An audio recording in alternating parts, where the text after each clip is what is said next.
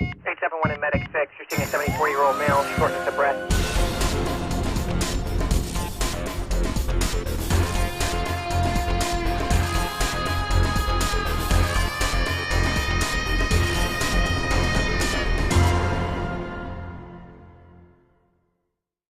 Managing multiple patients is difficult in the best of circumstances, but when you add the challenges of a dangerous scene, you have the potential for chaos. That is, unless you are prepared. Regardless of the size of the event, when it comes to delivering care, the strategies for patient management are the same. In this program, we will focus on patient management. Planning and training are essential to preparedness. Lieutenant Colin Whitmore, the EMS commander in charge at the Virginia Tech shootings in April of 2007, learned this firsthand. We had actually trained on the active shooter scenario many times. It was something that the rescue squad had assessed as a potential threat to the university because it has so many large classrooms and large buildings with such a high number of students in them that the potential consequence was pretty high.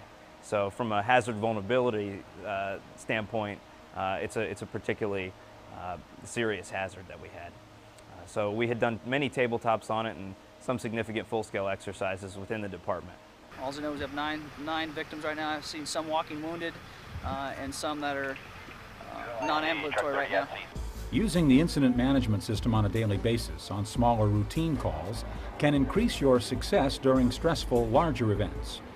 Chief of EMS John Politis from town of Colony, New York, shares his experiences regarding the use of IMS. I think one of the first things is to get used to using the basic principles of command and control in your daily practice. And one of the things that many agencies do today is they have a very low threshold for implementing their incident management system. Agencies, I think, that utilize incident management at small things such as car accidents where there are 2 or more patients or there are going to be multiple units, get used to using basic command and control principles, and they get used to triaging patients. I think that's critical for getting good at multiple casualty incident management. If you don't have this woven into your daily practice, when the big one hits, you're not likely to remember how to do it. So I think you have to do it every day. Regardless of the type of event, your first priority is your safety, especially when faced with a situation of violence. You can start anticipating your needs and activate the command system, but you'll most likely be on standby waiting for information. During the initial phases of the incident, one of the biggest challenges that we had was that we didn't have a lot of information.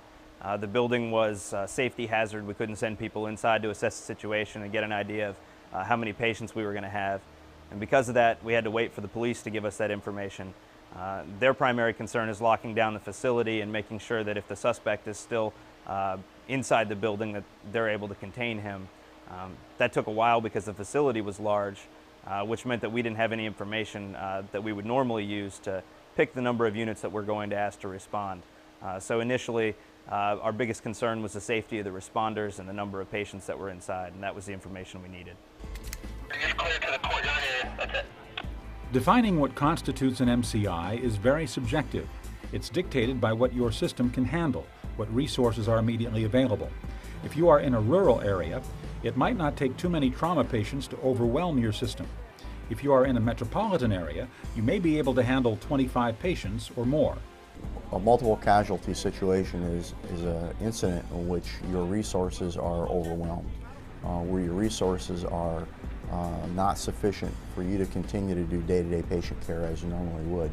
While it might be perfectly acceptable to work a trauma cardiac arrest attempt on a single patient, of course depending upon the circumstances, when you have a multiple casualty incident, that would essentially sap all of your resources, and it wouldn't be appropriate necessarily to work in a resuscitation attempt on a traumatic arrest. One of the common things that happens at multiple casualty incidents is that we have to use a collection area. And that collection area is an area where we're going to bring patients back to that area to re-triage them and to do some care while we're waiting for transportation to occur. Even in that treatment area where we might have perhaps more resources, the resources that you have will be limited and will not be of the same capacity often as what you will have in day-to-day EMS. So it's important for everyone to realize that you do need to really rethink your treatment priorities and your resource allocation when you're managing a multiple casualty incident. Sometimes you won't have all the information you need, so plan for the worst-case scenario. The most common pitfall in incident response is not calling early and not calling for enough resources. We received information over the police frequency that there were shots fired in Norris Hall. When we received that information, we went ahead and made the decision to enact the incident action plan, and that called for contacting the Montgomery County Emergency Services Coordinator so that he could put the other squads on standby. The goal in MCI management is to achieve the greatest good for the greatest number, to make the best use of personnel and equipment, and not relocate the disaster elsewhere. Key strategies for patient management include triage, treatment, and transport. Creating these sectors and assigning unit leader roles should be one of the first priorities for the IC. The initial response to any MCI begins with the scene size-up.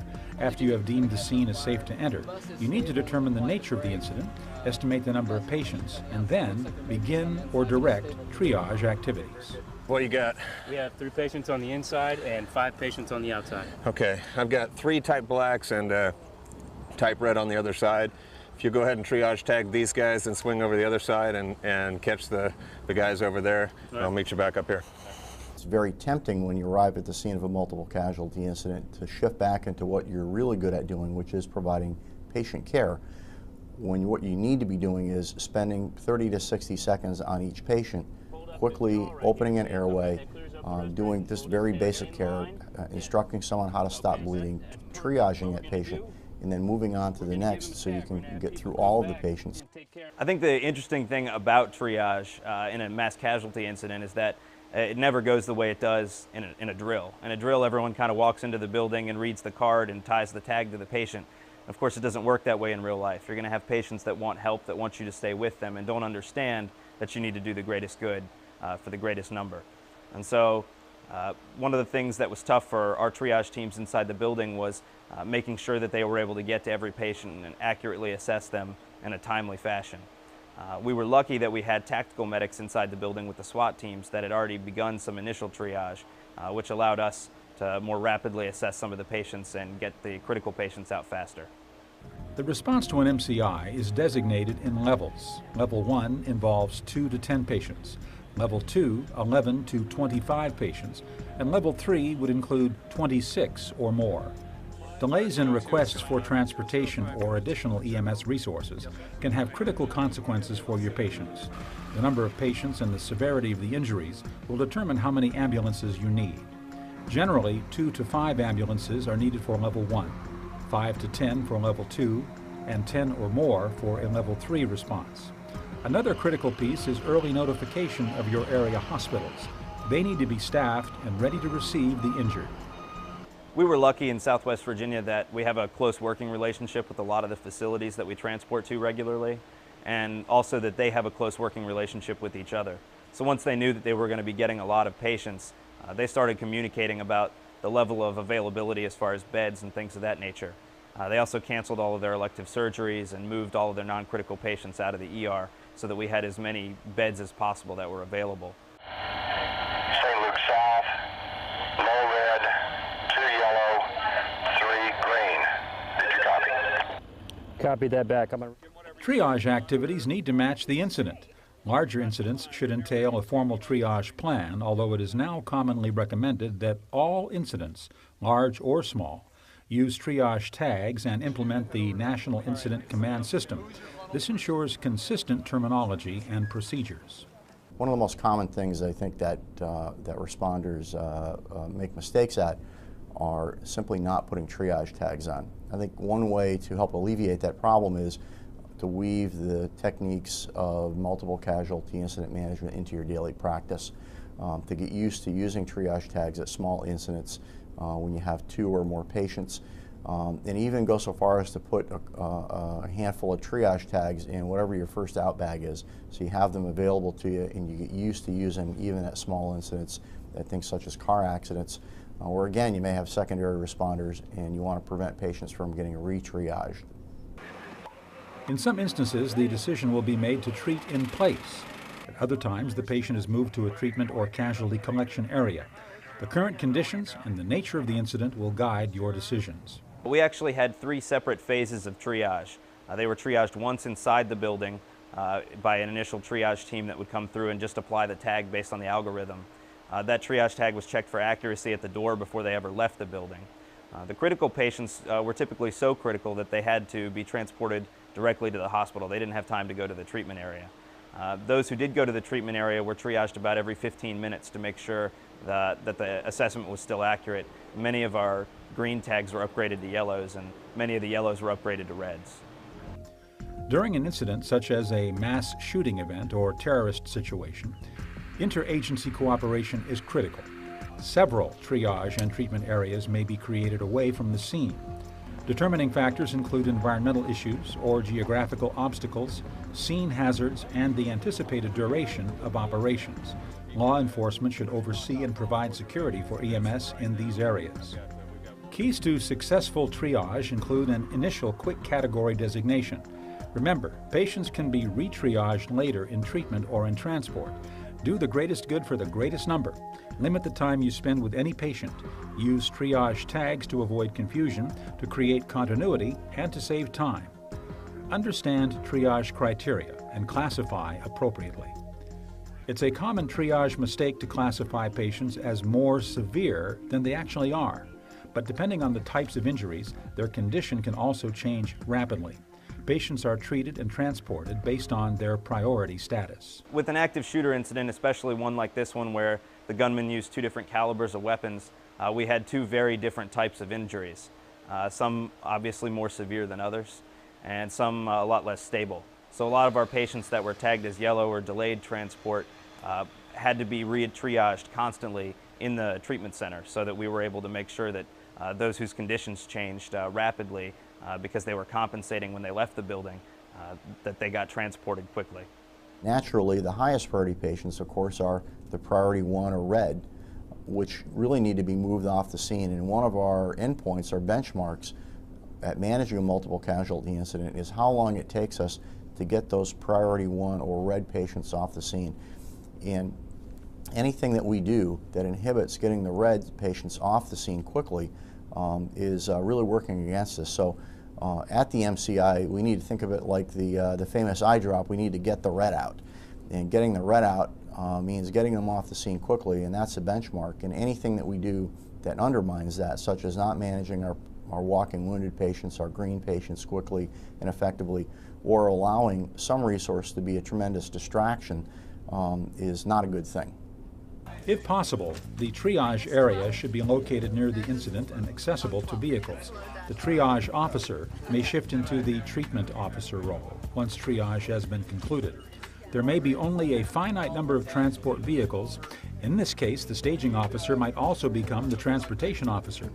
The goal is not to make the command structure complex, but to maximize the utilization of all available resources so that the operation is effective and efficient. See that flagging right there? Yeah. And that guy in the blue? Yeah. I need you to go over and see him. Okay. Dealing with the walking wounded or priority 3 patients can be a big challenge at an MCI. Designate law enforcement or other personnel to collect these patients and get them out of the way so you can gain access to the higher priority patients. Once patients are moved from triage areas to treatment, they can be re-triaged and grouped by their priority status. Each treatment area should be adequately staffed to handle the incoming patient load. Medical care should be limited to urgent needs. It's important that this area is carefully monitored by the treatment officer. The demand for equipment and supplies, as well as the need for personnel, may fluctuate.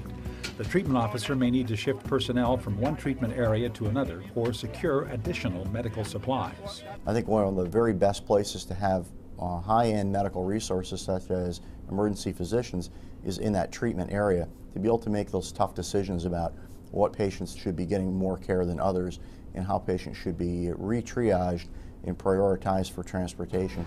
Ideally, after patients are stabilized, they are then transported from the incident to a medical facility. The treatment officer coordinates the movement of patients with the transportation officer. Patients often enter the treatment area faster than they are transported. This can cause a backlog of patients waiting for transport. It's imperative that the transportation officer has enough transporting resources. In addition to ambulances or air transport, this would also include procuring buses or other vehicles to move patients to definitive care. If your agency doesn't have the resources, you should know who to call. In many places that I know of in this country, and in fact some places that I work, there are a very small number of resources. In fact, in the entire county, there's only about probably 4 to 5 ambulances, and the nearest mutual aid is 75 to 100 miles away.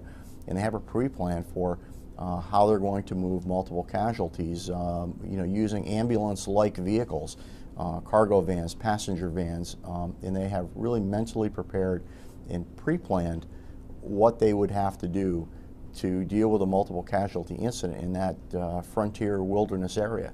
Whenever possible, involve mutual aid in your training drills. Many agencies are volunteer, with limited personnel. Having resources identified and established relationships in place will increase the success of your response. Mutual aid in Southwest Virginia is a particularly difficult thing because all of the agencies are volunteer with very few exceptions. Because of that, most of those agencies have a hard time getting an ALS ambulance to their own calls during the day. So we rely heavily on mutual aid. But to have 27 in 30 minutes was truly amazing. I think a lot of it had to do with the fact that before we were ever dispatched to the call, we had gone ahead and contacted the emergency manager in our area and asked him to put all the other stations on standby, which allowed us, once we knew what the situation was, to have those ambulances respond, and all of them were there pretty quickly thereafter.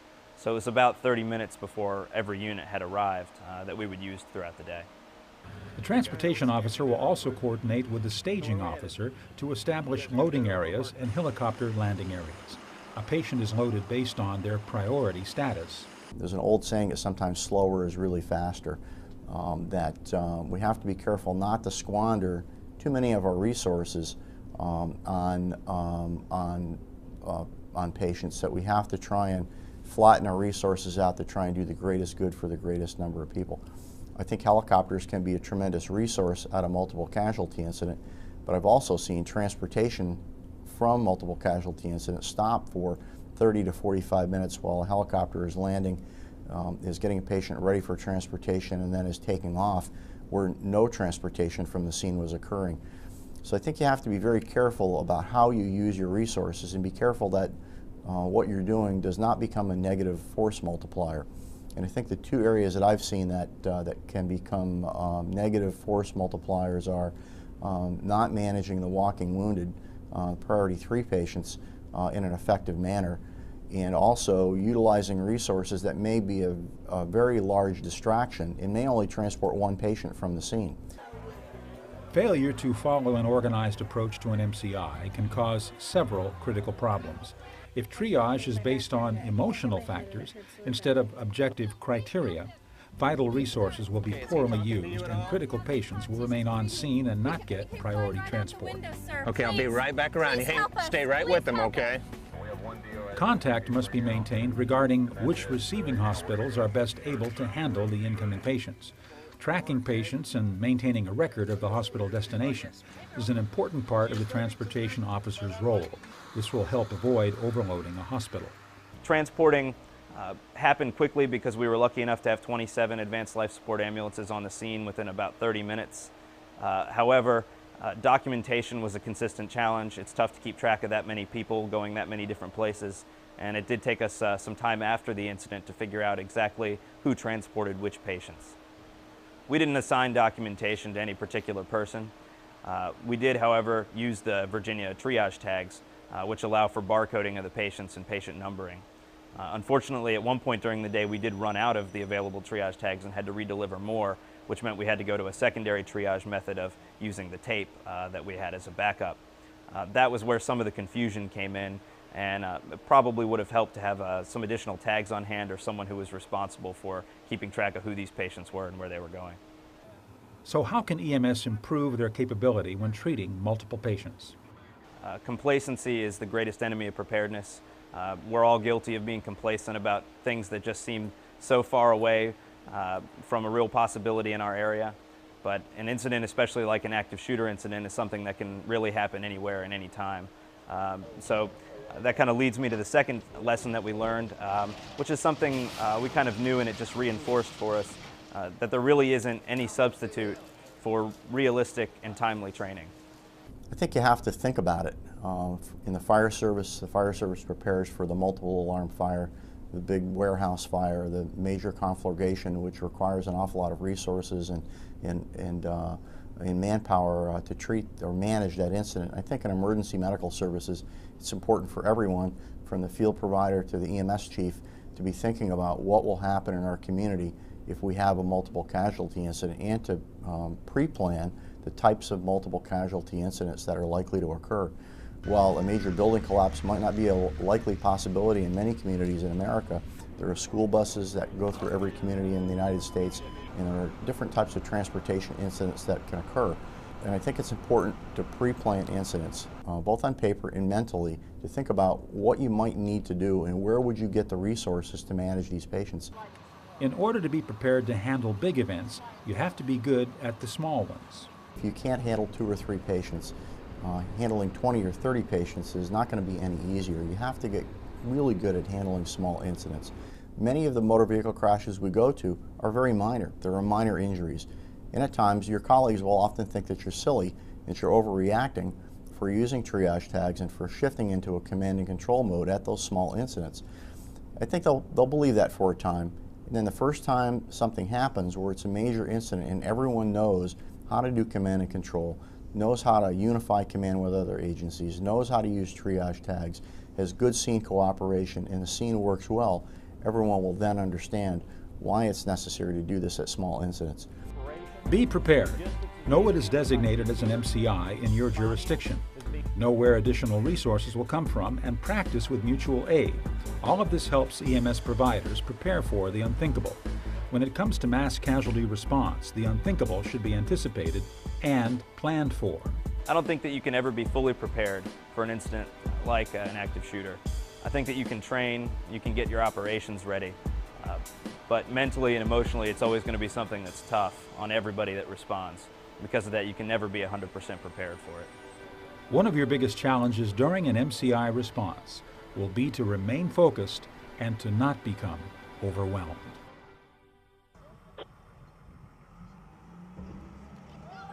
Locate stolen vehicle out of Delta County from Paonia. Vehicle was stolen